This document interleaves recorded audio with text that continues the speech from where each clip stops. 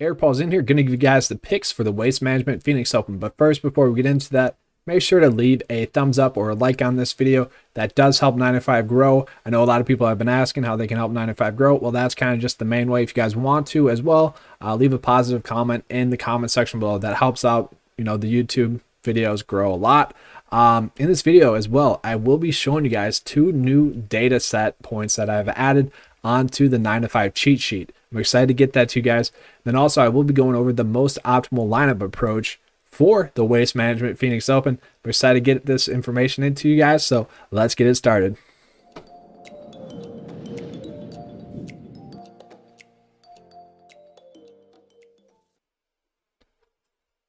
All right, so just going over kind of the course breakdown. If you guys want the more in-depth version of this breakdown, make sure to check out the Sunday video that I posted. But real quickly, we can see that typically a higher caliber of player has been winning this event, and these guys have been in good form. They've been good model rank plays each and every week. So it is one where we see less variance. It's a lot easier to predict. Typically, just speaking back on my history PGA DFS wise at this tournament, I've cashed 3 out of the last 3 years. So it is a little bit more predictable tournament. There's less variance to it. As we can see, I mean, just look at this graphic here. Winning score and cut line. Been very consistent. Minus 17 most likely going to be the winning score, and the cut line is going to be right around 1 under par. So, it's a little bit easier to predict when all that data stays the same. So we can look at, what are going to be the key stats for this tournament. So based on players that have finished in the top 12 over the last 4 years, bogey avoidance is a stat that I want to look at. Birdie to bogey ratio is a stat that I want to look at. Strokes gained approach, ball striking, and par 4 scoring. Those are going to be the stats I'm looking at. If you guys want to look at scrambling, you can. Strokes gained tee to green. Obviously, I like that, but that's including strokes gained off the tee, strokes gained around the green, and strokes gained approach as well. So, you can look at that. I'm fine with that. I'm going to be looking at this week as well, but we get that basic breakdown. So let's get into which players are the top stat ranks using those data points. Oh, but first, let's see it. You guys see the updated information here? Let's zoom in a little bit. Wait, let's do it. Up there in that corner, you can see fantasy points there, and then the projected cut percentage as well. So that's 2 new pieces of data that I've added into the cheat sheet for you guys, for you 9 to 5 members. So we'll be able to look at that and reference that. I'm excited to get that tool to you guys, but we'll touch on that throughout the video as well. But let's look at the top stat rank plays for this tournament. All right, so the top stat rank play is actually going to be Russell Henley. Not really surprising. This guy's been playing great this year. Ranks out really well across the board. No real weaknesses in his game. That'll be a play that we touch on a little bit later on. Justin Thomas, actually, wow. He's a guy that typically, not always the best stat rank play, given his price point, but he is looking like a solid play this week. Emiliano Grillo kind of burned me last week. I'll probably go back to the well with him this week. Good stat fit. Chris Kirk, casually. This guy's been tearing it up. I really don't get his price point this week. Just quickly, no real weaknesses in his game right now. Got Webb Simpson right there. No surprise there. This guy has good course history. Won it last year and had a 2nd place finish. He'll also be on the course history slide that we do. Ryan Palmer here. Yeah, I mean, 53rd is in bogey avoidance. This is his lowest stat. Sam Burns, been a stud. No surprise there. And then we'll just look at Russell Knox. That's a little bit shocking to me. Xander Schauffele, not a shock, but Russell Knox, guys who've been playing good golf. Top 10 stat rank this week. That is a little bit shocking to me. Then rounding out the top 12, we got John Rahm, we got Sanjay M, and then we got Harris English as well. So Harris English, strokes gained approach is kind of lacking. Missed a cut last week, didn't play that well. Really struggled on the front 9 of his first round. But other than that, not bad. So those are the top 12 stat rank plays. We can kind of get a good overall picture of those players. So we'll go into course history here, just to look at it. So Nate Lashley and Louis Oosthuizen are both first. And I'm guessing that's going to be because they both have like the 3rd place finish here for Louis Oosthuizen, or for Nate Lashley in 2020. And then I'm guessing Louis Oosthuizen also has one of those finishes here. Yeah, in 2017 at 3rd place finish. But Matt Kuchar has really been Mr. Course history. So we got it pulled up here. 4 straight finishes of T16 or better, with 3 of those 4 being top 10 finishes. Excellent course history, but so does Hideki Matsuyama. two-time winner at this course. Most recently had a 16th and 15th place finish over those last 2 starts here. Absolutely great, but so is Jon Rahm. His lowest finish over the last 4 years is T16. Phenomenal. We can keep going lower, though. Go down to Ricky. Ricky has great course history here. 37th last year, not that good, but 1st, 11th, and 4th place finish. He's very comfortable here. Benny Ann here, 9th, 20th, 23rd, and 6th place finish. Max Homa has good course history at 6th and 26th. Sanjay M, good course history, 34th and 7th place finish. And then Martin Laird as well, 55th, 26th, 9th, and 7th place finish. So Harry Higgs, he played well last year at this course, had a top 25 finish. So kind of rounds out the top 12. Let's get into the recent form ranked, and then we'll get into the picks for this week.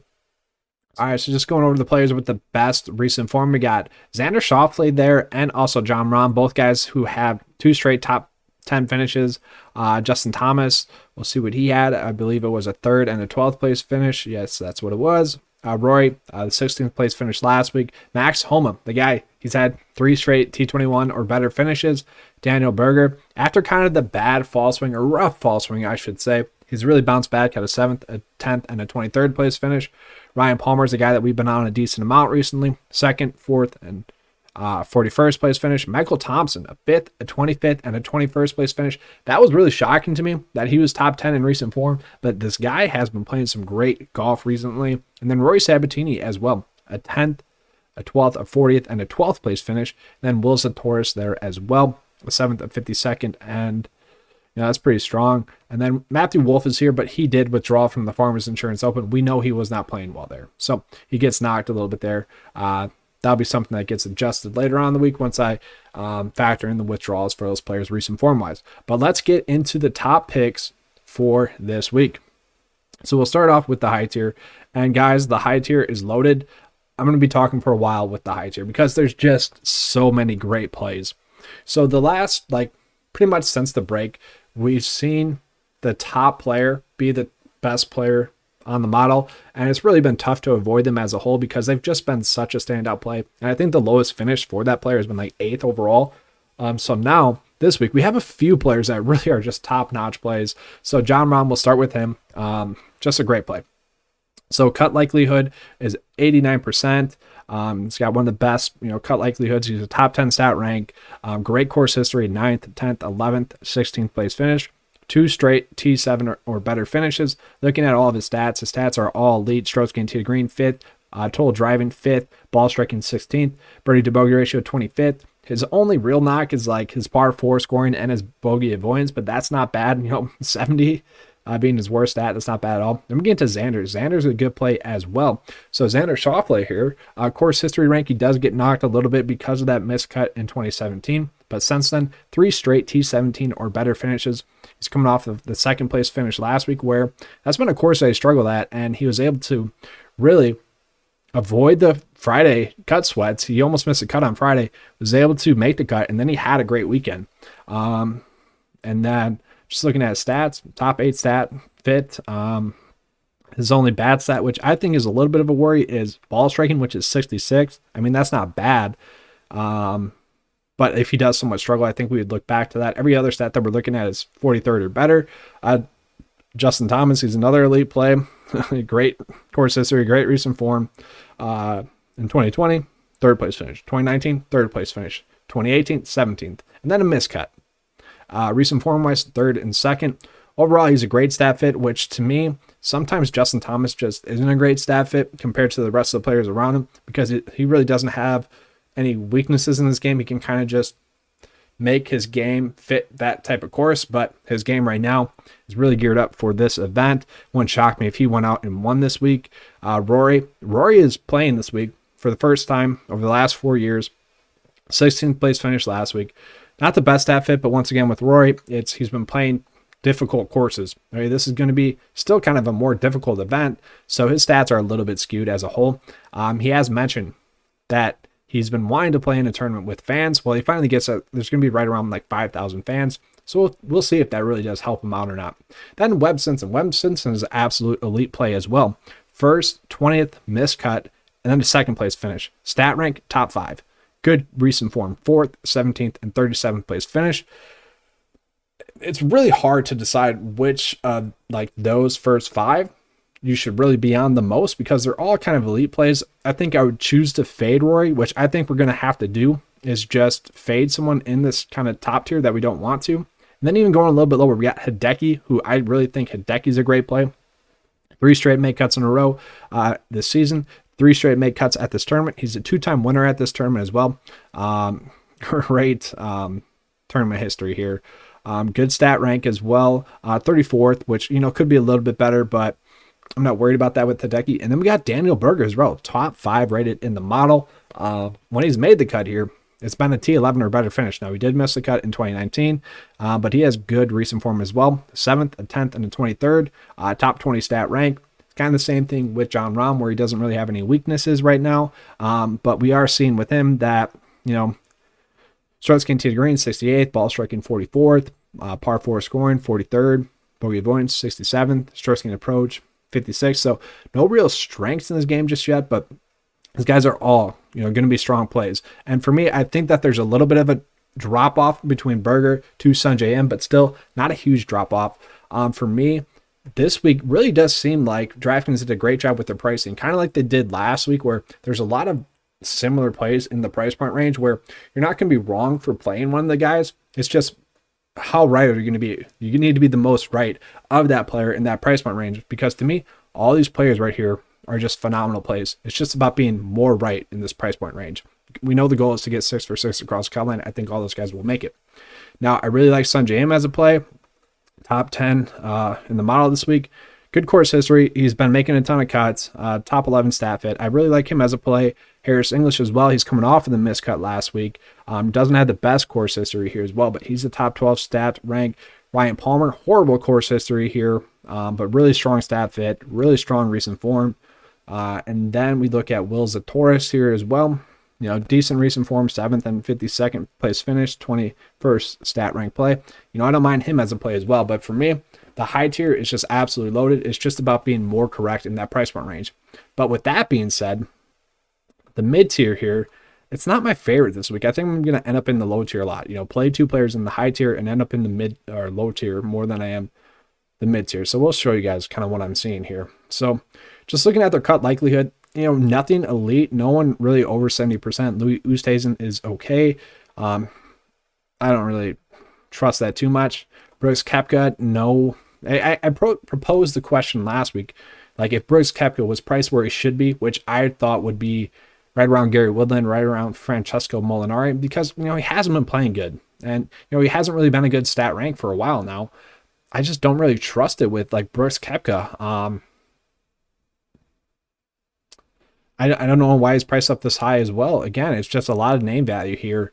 I'm just looking it over. He really shouldn't be. So we can see there's just not that many players to love here. Ricky, I'm fine with if you end up on him. Just not been a good stat fit recently. His recent form's been okay. Strong course history here, though. We'd be hanging our hat on that. Billy Horschel should be a good stat fit for this course. He's made 4 straight cuts at this tournament. You missed the cut last week, but you really weren't thinking that he would. You thought he'd be right around the cut line. Had good recent form before that. I wouldn't be surprised if he has a good tournament. Kind of same thing with Gary Woodland. If you were playing Gary Woodland last week, then you should play him this week again. It's really as simple as that. Okay, guys? So if you were one of the guys that were really smashing Gary Woodland, play him again this week. It just makes the most sense. He has good course history here as well. If you think his form is really trending in the right direction there, if you took the risk last week, you would take the risk again this week with another made cut. And then Russell Henley, I do like a decent amount. The thing with Russell Henley at this tournament is that when he's made the cut, he's played well. T16 or better finishes, but he's missed the cut 2 out of 4 starts here in the last 4 years. Now, he is the best stat rank play this week, and I expect him to, if he does make the cut, play well. He's like the ultimate GPP play. Don't play him in cash, but he makes a ton of sense as a high risk, high reward GPP play.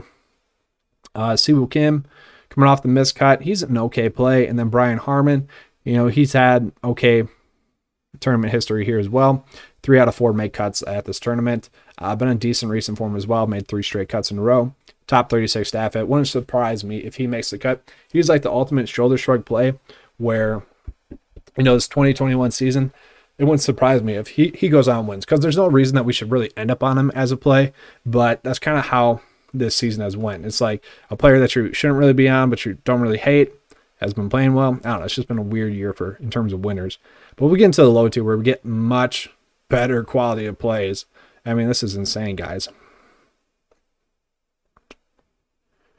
So we'll pull it up. Max Homa just right off the bat. Not a good stat rank, but he is in good recent form and does have good course history. A 6th and then 26th place finish. 3 straight T21 or better finishes on the season. A horrible stat fit, but he's been playing better recently, so I don't think we have to worry about that too much.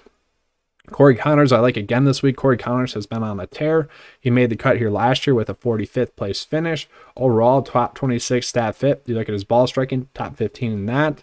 We're kind of hanging our hat on that, but I think that's going to be the most key stat, and he's playing well there. Carlos Ortiz, another strong play here. So Carlos Ortiz, good recent form. He's really checking all the boxes. Top 21 stat fit. His really only weakness is stroke gain approach, where he ranks 159. But every other stat is pretty solid. 25th place finish here last year. Made cut in 2019. Recent form, 29th, 14th, 37th, 8th. He's really checking all the boxes this week. Going to be tough for me not to play him a decent amount. Sam Burns, fine play, good stat fit. Doesn't have good course history here, but he's a guy where he's a good stat fit. Won't surprise me if he goes off and has a good week. Henrik Norlander, that's way too much of a price point jump for me, but we're looking at Chris Kirk.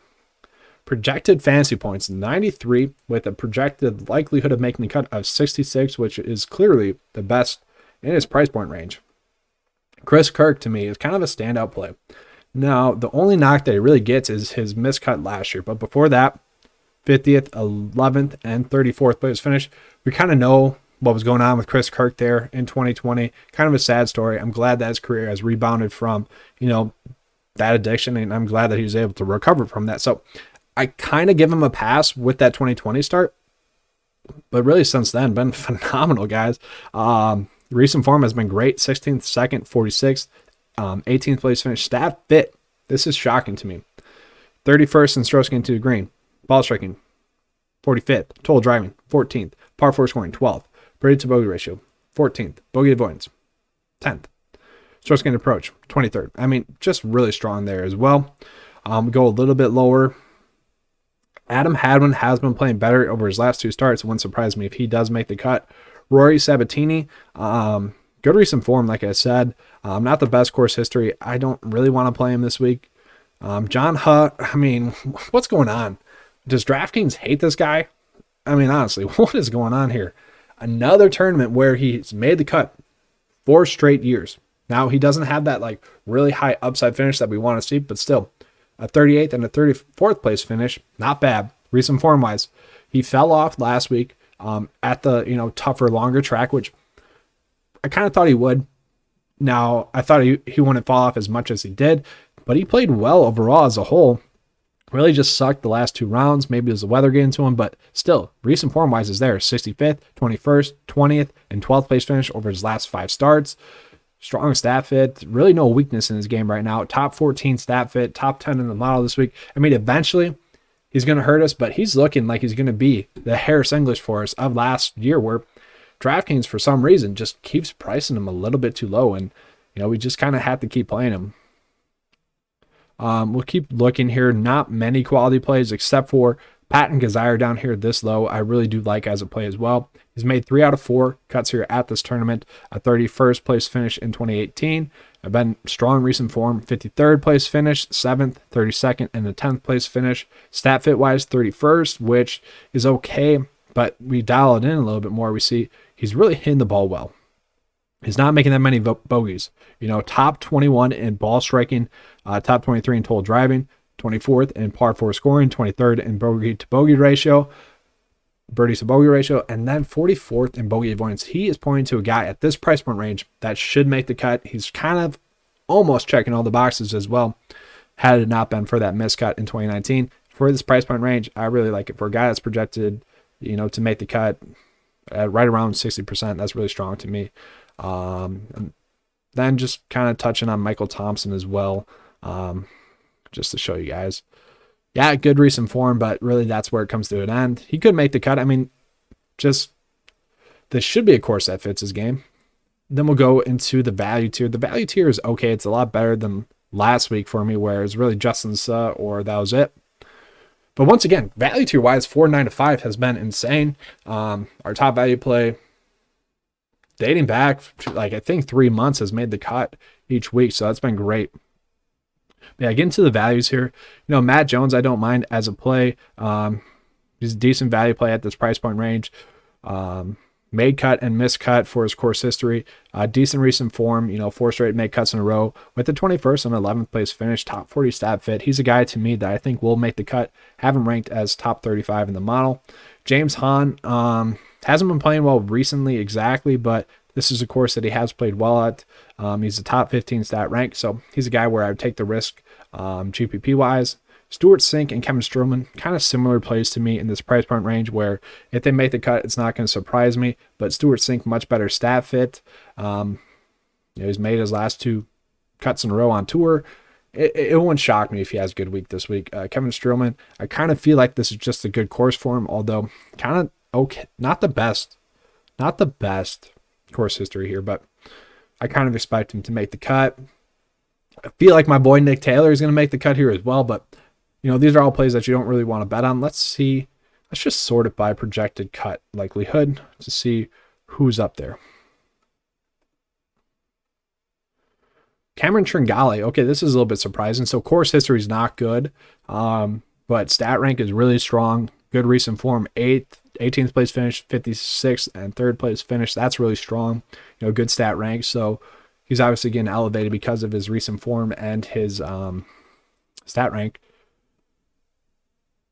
And then we look at Austin Cook. Austin Cook, you know, has missed 2 out of 3 cuts here, but had a 31st place finish in 2018. He's been making a ton of cuts this season. Decent stat rank as well. So for me, I won't really be shocked if Austin Cook goes out and has a good week this week as well. But really, to me, that's it. You know, Harry Higgs I'd be kind of fine with, but that's about it for me for this video. My boy Steve Stricker, though, shout out to him for making the cut last week. I mean, that's shocking. That's a long track, and he was able to make the cut and, you know, not finish dead last after that. 4 players that made the cut. Good for him there, just in general, for the old timer. But yeah, that's really it for those plays. So let's get into that lineup builder, most optimal lineup just based off of the average points. So right now, that's what we have. I think Tuesday evening is when this gets updated from projected fantasy points, which will be my projected fantasy points, I think, this week. And then you can set the ownership for yourselves. But we'll just run it real quick, just based off the averages. We'll do, you know, 20 lineups here. Just see which is the best lineup based off the averages. I think it's something fun to look at. And like this week, I think like this will be a decent lineup. You got a little bit of course history issues here with Sink and Palmer. But overall, you know, I would be fine with this. And I mean, this is how simple this lineup optimizer can be for you guys to use. So if you guys want to, check it out. But I mean, these are decent lineups as a whole. A little bit too much cash